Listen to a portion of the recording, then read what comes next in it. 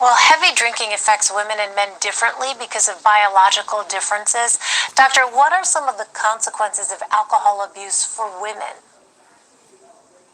Well, in women, it's particularly a problem because it affects all the organs. For example, it makes the bones thinner, so there's a greater risk of osteoporosis. It affects fertility. It also affects growth. It affects the immune system in women, perhaps a little bit more than men.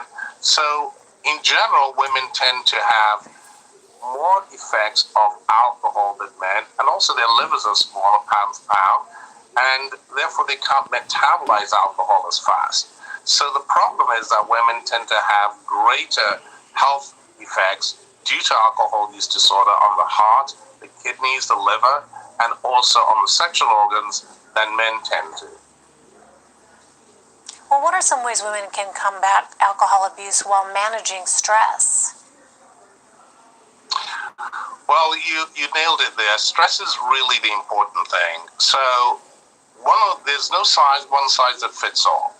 Therefore, it's important for women who feel under stress to be able to reach out to their family practitioner or to a helper to be able to reduce that stress.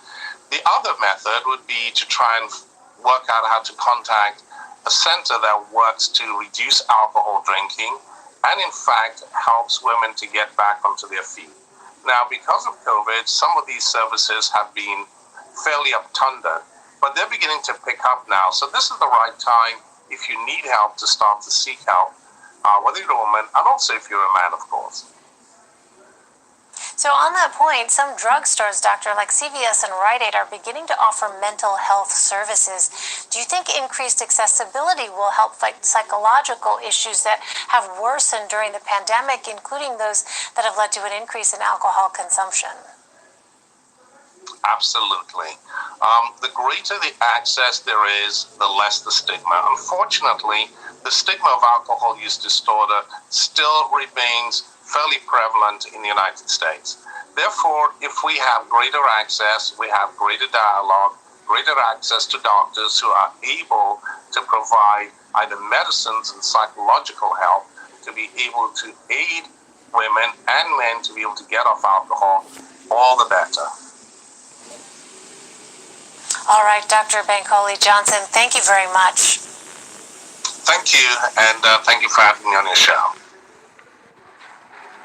We are going to take a quick break.